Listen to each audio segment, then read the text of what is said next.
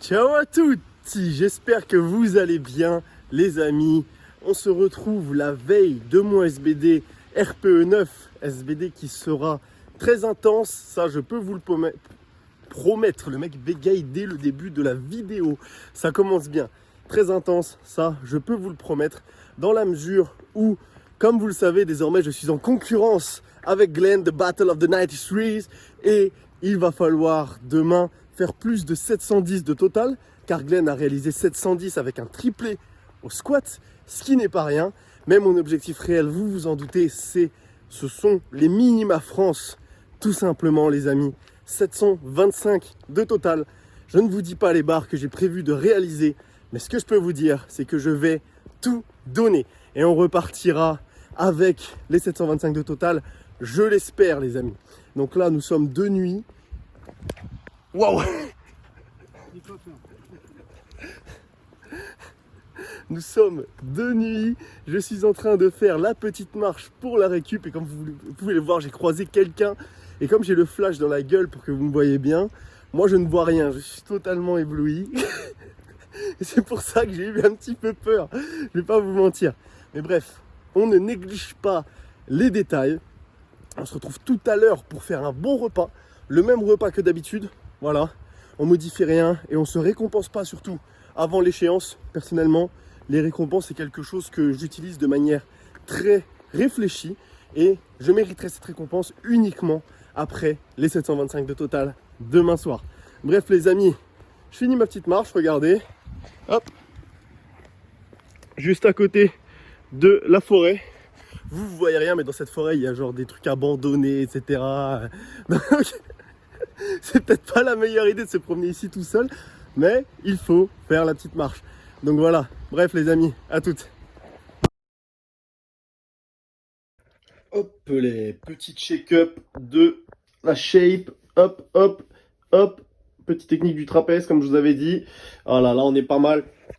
Ok les amis, je viens de rentrer, là je me suis séché, etc. Et j'ai fait à manger. On ne change pas une équipe qui gagne, les amis. Regardez ce que je viens de préparer. Des petites pastes, vous vous souvenez ce que c'est comme pâte? C'est des piperigate avec de l'emmental râpé. Je mange ce repas environ 7 fois par semaine. Ça ne bouge pas tous les soirs, tous les soirs. C'est des piperigate à la sauce tomate et au gruyère. Ensuite, bien entendu, nous avons également le classique du classique, les flocons d'avoine. Mais désormais, les amis, MyProtein m'a envoyé un colis aberrament titanesque avec uniquement de la nourriture.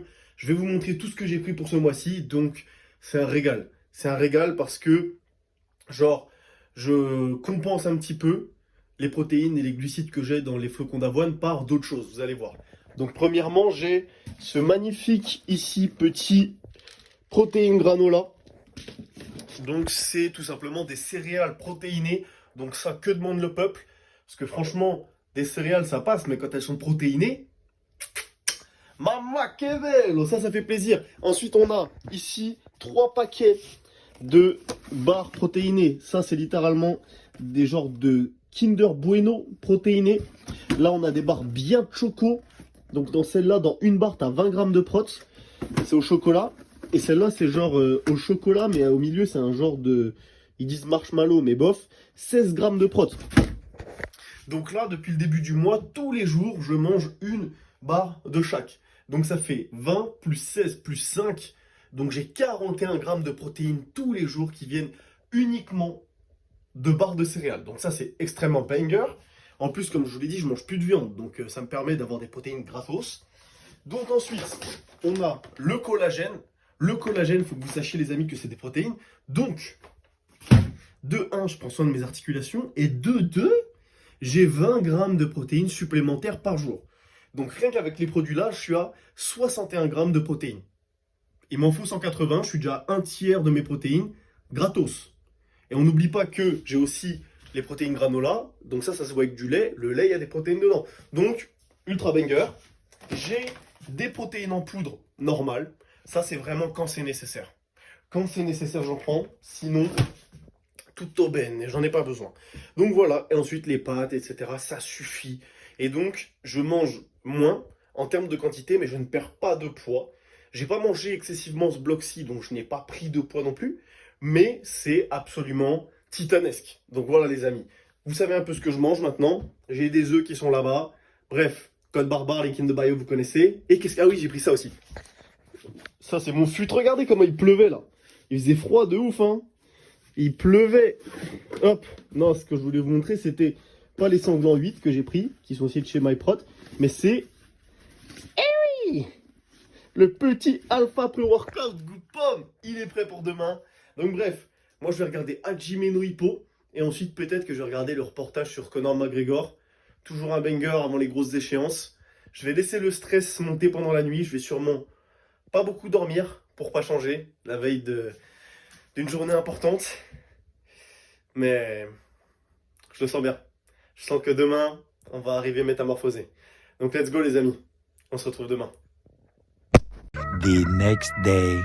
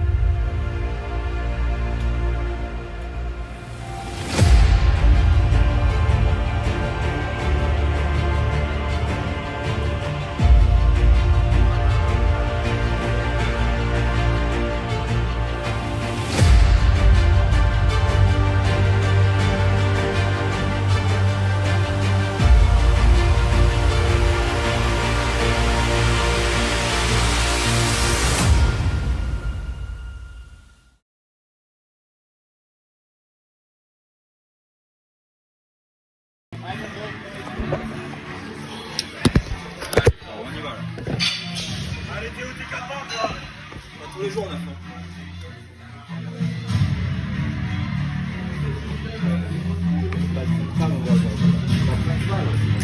À la force, à la force.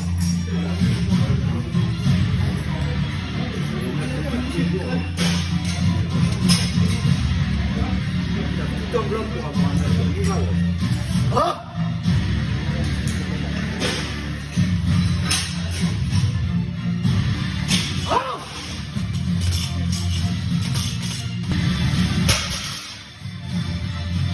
Voilà. Allez, bon, attention. Allez, stable. Allez, on tient ça là. Allez, allez, mon gros.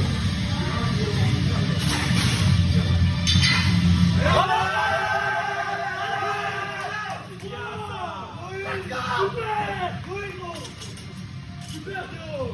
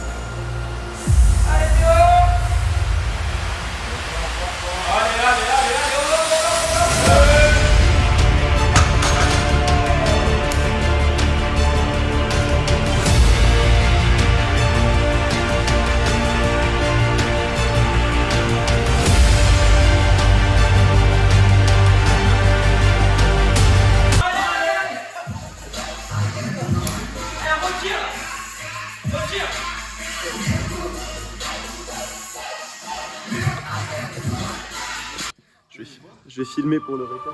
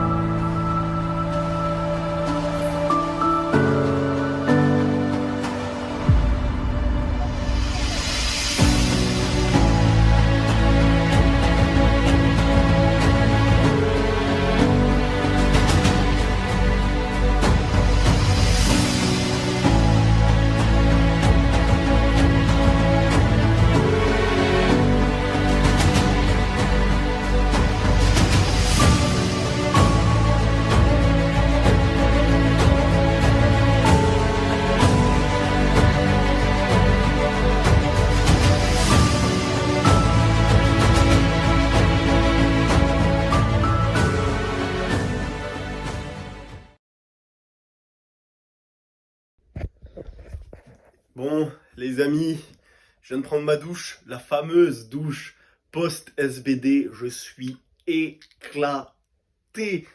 Malgré le fait que durant cette séance, j'ai consommé pas loin de 1 gramme de caféine. Ça se voit que le pré-workout goût pomme, le alpha pré-workout, le pré-workout des alphas, il est gratuit. Grâce à vous, je me suis envoyé environ 6-7 scoops. Il y a 150 mg par scoop. Normalement, on n'est pas censé survivre à ça. Heureusement que je le fais pas tout le temps. Mais là, il fallait. Il n'y avait pas le choix. Donc bref, moi je vais me reposer. Toujours avant de dormir, les amis, on n'oublie pas le petit ZMA. Et je vais prendre aussi du collagène parce que là, c'était pas du sport santé. C'était clairement pas du sport santé. Mais bref, demain, on ira marcher pour faire en sorte que toutes les articulations se portent bien. Notamment le bas du dos, même si je suis très safe, je suis content, j'ai pas mal nulle part. On devient solide petit à petit, malgré le fait que j'étais skinny aujourd'hui. Et j'en profiterai ensuite, après la marche, pour vous faire un petit débrief. Mais là, il faut que j'aille dormir, là, je suis KO. Bref, on se retrouve demain.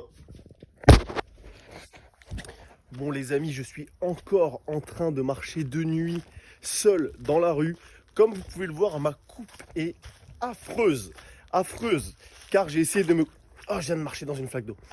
Car j'ai essayé de me couper les cheveux seul et j'ai coupé trop haut. Donc là, ça me fait une coupe au bol. T'as casque dans Certain Reason Why ou t'as les Playmobil. Donc, je vais devoir essayer de rattraper ça. Là, vous voyez, je suis en train de faire ma récup, etc. On joue un petit peu à Steppen, à Defeat et tout en même temps. Pour gagner un petit peu d'argent en même temps. Bon, je suis toujours pas rentable sur ce truc parce que je viens de commencer. Mais vous voyez, là... Il est temps de se ressaisir les amis. Et je kiffe en plus avec le bull run, tout ça. Bon, j'espère que certains ont compris. Parce qu'il y en a qui n'ont pas dû capter. Mais bref, la petite récup, petit bas du dos qui fait du bien. Je sens que quand je marche, là je suis en train de regagner des points de vie. Je suis en train de me régénérer. Je finis ça, je rentre. J'essaie de me faire une coupe un peu mieux, genre en coupant sur les côtés, tout ça. Et je fais le petit récap de fin.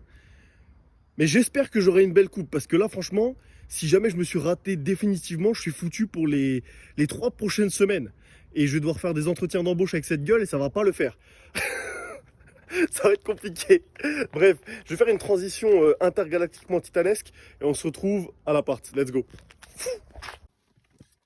Bon, ça y est les amis, nous y sommes. Comme vous pouvez le voir, là, je suis pas peu fier. Notez ma coupe de cheveux sur 10. On est passé du mode Playmobil à Jeff Side 2015. Je m'étais bien raté parce qu'en fait, je vous explique, normalement, je coupe en dessous des sourcils. Et là, je sais pas pourquoi, j'ai coupé au-dessus des sourcils. Et du coup, en fait, quand c'est mouillé, tu as l'impression qu'il y a encore de la longueur de cheveux, etc. Mais quand ça sèche, tes cheveux, ils sont plus tout droits, tout... comment dire, tout lisses.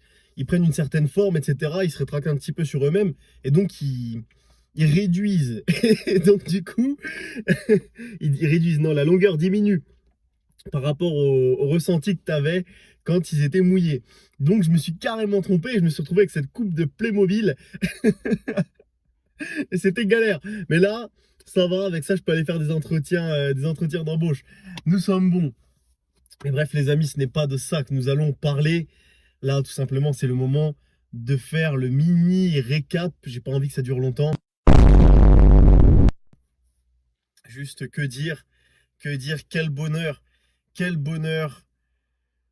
de continuer à évoluer, de voir que les sacrifices paient, tout simplement.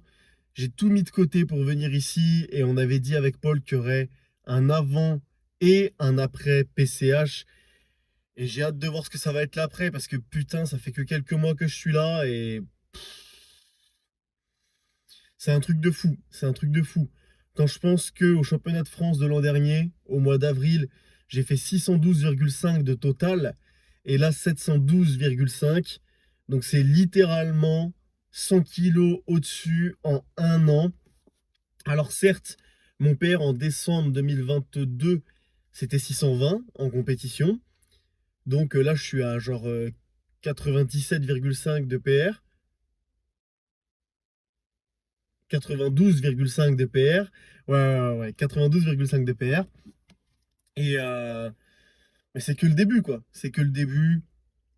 Là, en plus, je me suis pesé à 90 kilos. Donc ça fait que j'ai fait 95 de GL points environ. Je crois 94,76. Donc on se rapproche des 100 de GL points. Ça commence à pas être dégueulasse. C'est pas ce que je veux, mais step by step. Step by step, tout simplement. Et donc, bah voilà, hein. Le squat, erreur technique sur la 250. Le bloc, il avait bien commencé, mais il s'était mal terminé. Comme quoi, les amis, faut pas se reposer sur vos acquis. Faut pas que vous reposiez sur vos acquis, car les 2 premières semaines d'un bloc peuvent bien commencer. Et si derrière, vous assumez pas, pour X ou Y raison, car là, voilà, il y avait différentes raisons. Il y avait des raisons personnelles. J'avais une mauvaise récup, beaucoup de stress à certains instants, etc. Un focus moins important dans mes séances. Donc les 2 premières semaines, c'était top. Et à partir de la 3e semaine, c'était plus top du tout. Plus, on a testé un truc avec Paul. On a essayé de faire un ramp-up le jeudi. Donc je me la donnais le lundi, je me la donnais le jeudi. Et le samedi, le jour du SBD, j'étais HS. Mais bon, pour savoir que ça ne te convient pas, il faut tester. Et ça se trouve, ça me conviendra plus tard. Ça se trouve, il y a un temps d'adaptation. Ça se trouve, c'est juste parce que j'avais trop de stress. Ça fonctionne par essai-erreur. Essai-erreur, essai-erreur, ça fonctionne, tant pis, ça fonctionne pas. On se relève, on teste quelque chose d'autre et ça fonctionnera, tu vois. C'est comme ça qu'on a toujours fait. Donc, malgré un bloc quasi catastrophique au squat, sur la fin, on se retrouve avec un PR plus 2,5. Je prends. Par contre, je vais pas vous mentir, il a fallu une petite paire de couilles, hein. Là, quand j'ai raté la première, je me suis dit, ouh, l'objectif des 725, ça va être compliqué si je la passe pas. Donc ça repasse. Très heureux, très heureux. Quand je regarde des publications de mecs qui m'inspiraient à l'époque, 250, c'est typiquement le genre de squat où je me disais, waouh, dinguerie. Et maintenant, je me rends plus compte.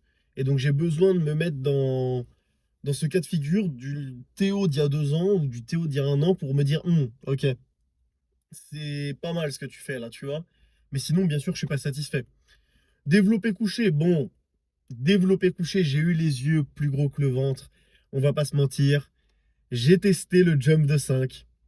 Je voulais la 182, mais en pesant 90 kilos, voilà. Je pèse 3 kilos de moins que le bloc dernier. Je fais PR plus 2,5. Certes, j'étais très à l'aise, mais j'ai été gourmand. Ce n'est pas grave. J'ai sécurisé le PR. On est tranquille. Et ensuite, le TR, bah écoutez, le TR que du kiff, hein. C'est ce qui se passait le mieux sur ce bloc. En plus, j'ai capté la technique pour tirer le slack, etc.